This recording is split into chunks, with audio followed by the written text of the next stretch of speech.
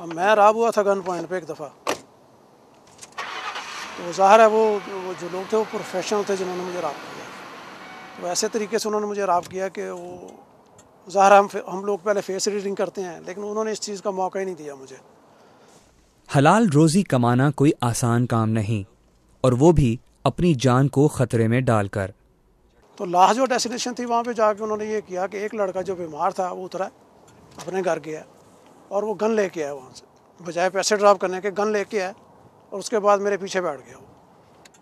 Taxi चलाने वाले या कैब ड्राइवर्स की ज़िंदगी सूरज की तरह तुलू और गुरूब होती है। और उसके बाद मुझे उन्होंने गन मेरी गर्दन पे रख के उन्होंने कहा जो कुछ भी है हमें दे दो।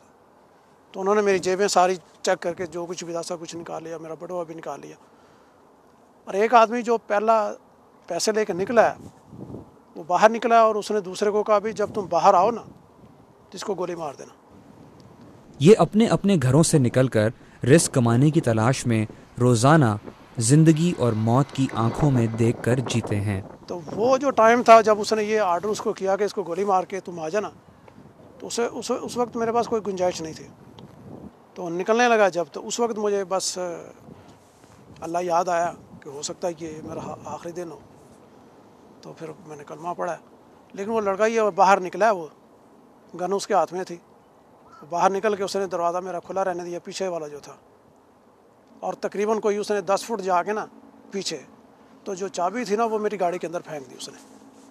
फारूक खान को लाहौर से अमेरिका आए हुए 20 साल हो गए हैं, मगर इन 20 सालों में से 10 साल इन्होंने अपने ख़ानदान के बगैर गुजारे। लेकिन सिटीजनशिप मिलने के बाद बच्चों को आप आसानी से बुला सकते हैं।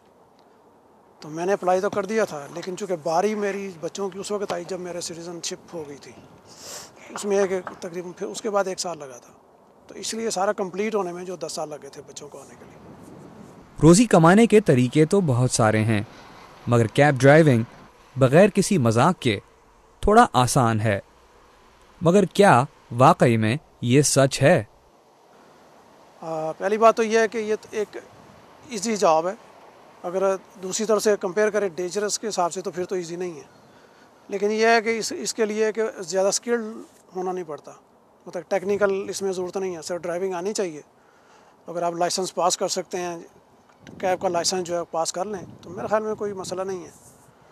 तो दूसरी जो चीज़ है इसमें मतलब है कि एक तो हार्ड कैश होता है, तो हार्ड कैश होने की वजह से भी एक डेंजरस है, क्योंकि आपको तो ये पता नहीं कि आपके साथ कौन सफ़र कर रहा है या आपके पीछे कौन बैठा हुआ है। वर्जीनिया, मैरीलैंड और वाशिंगटन डीसी में तकरीबन 9,000 पाकिस्तानी टैक्सी चला रहे हैं, और ना सिर्फ अमेरिका में मुकीम अपने घर वालों को बल्कि पाकिस्तान में अपने ख़ानदान वालों को भी संभाल रहे हैं। फैमिली मेरी इधर ही है और यहाँ वाशिंगटन डीसी से तकरीबन 10 मिनट का फासला है, स्प्रिंगफील्ड वर्जीनिया में, वहाँ पे मेरी राइश है इस वक्त। बड़ा बेटा जो है वो इस वक्त नोवा कॉलेज में जा रहा है वो, और उसके साथ वो जॉब भी कर रहा है, सिक्योरिटी की जॉब है वो कर रहा है। उसके बाद छोटी बेटी है, वो भी नोवा कॉलेज में है। उसके बाद उसे छोटी बेटी है जो हाई स्कूल में इस वक्त। और उसके बाद मेरे 2 बेटी और बेटा ट्विन है वो, और वो इस वक्त मिडिल स्कूल में है। और उसके बाद सबसे छोटा बेटा जो है वो उसमें एलिमेंट्री में, वो 2nd ग्रेड में इस वक्त। दादी माँ बाबा जी। फारूक ने अपने घर वालों के लिए बहुत कुर्बानियां दी हैं, और शायद इसी वजह से इनके बच्चे भी इनकी इतनी इज्जत करते हैं। बहुत ओपन है मेरे के साथ। जो सिचुएशन है वो आप अपनी आंखों से देख सकते हैं, यहाँ पे कोई छुपने वाली बात नहीं है इसके यहाँ। तो जो पूछते हैं मैं बता देता हूँ, जो कहते हैं मैं कर देता हूँ। इसमें ना करने वाली बात नहीं है। जो उन्होंने हमारे लिए किया, हमें यहाँ पे लेके आया, पढ़ाया लिखाया, हम बस घर को आप देख रहे हैं। मुझे कोई बनता नहीं है कि मैं कोई बुरी बात कर सकूं उनके बारे में। तो इसके लिए डेंजरस काम तो बिल्कुल है, लेकिन पाकिस्तानी ज़ाहिर है कि मेहनती लोग हैं, जहाँ के मेहनत करनी पड़ती है, चूँकि सर्वाइव करना है, बच्चों को पालना है, मेहनत करनी है। तो उसके लिए ज़ाहिर है अगर दूसरी जॉब्स हैं तो उसमें इतने पैसे नहीं हैं, तो उसमें यह है कि 2-2 3-3 जॉब करें तो फिर जाके तो गुजारा होता है। लेकिन यह है कि कैब ड्राइवर जो है कम से कम अपनी फैमिली को अच्छे तरीके से वो यहाँ पे मतलब है कि सर्वाइव कर सकता है। अमेरिकन स्कूल्स की तालीम के साथ साथ फारूक ये भी चाहते हैं कि अपने बच्चों को इस्लामी तालीमात भी फराहम करें। ये मेरा कमरा है। थोड़ा सा यहाँ पे अभी मतलब कि मसला है। यहाँ पे एक तो स्कूल जो हैं उनमें काफ़ी डेवलपमेंट की ज़रूरत है। जो इस्लामी स्कूल है यहाँ पर इतनी सहूलतें नहीं हैं उन स्कूलों में जितनी यहाँ के अमेरिकन स्कूलों में है। लेकिन उसके लिए जो लोग सरवाइव कर सकते हैं, मतलब एक कुर्बानी है करनी, सेक्रीफाइस करते हैं, वो लोग पढ़ा रहे हैं यहाँ पे। अमेरिका में ड्राइविंग लाइसेंस लेना कोई आसान काम नहीं।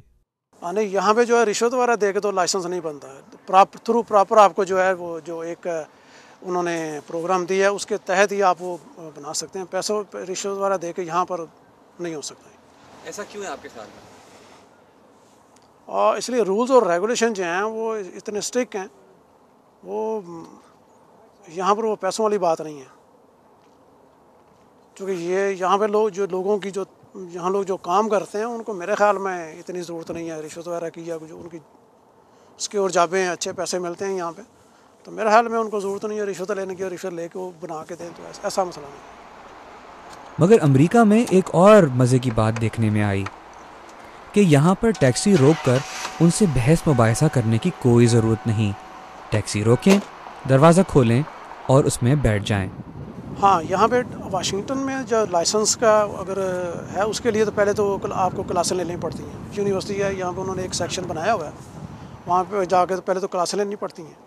तो ये है कि पहले उसके लिए क्लासें हैं, उसके बाद एग्ज़ाम है, कंप्यूटर एग्ज़ाम है। अगर आप वो पास कर लेते हैं तो फिर आपको जो कैब का लाइसेंस जो है ना वो हैक लाइसेंस कहलाता है, वो मिल जाता है। किसी भी पाकिस्तानी का एक अमल सारे पाकिस्तानियों पर असरअंदाज होता है।